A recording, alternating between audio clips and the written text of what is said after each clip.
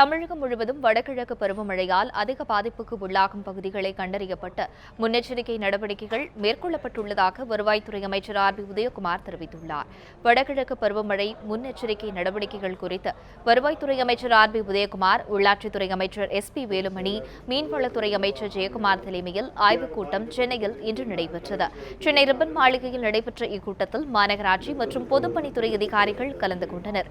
இதில் பேசிய வருவாய்த்துறை அமைச்சர் உதயகுமார், தமிழகம் முழுவதும் வடகிழக்கு பருவமழையால் அதிக பாதிப்புக்கு உள்ளாகும் பகுதிகளை கண்டறியப்பட்டு முன்னெச்சரிக்கை நடவடிக்கைகள் மேற்கொள்ளப்பட்டுள்ளதாக தெரிவித்தார்.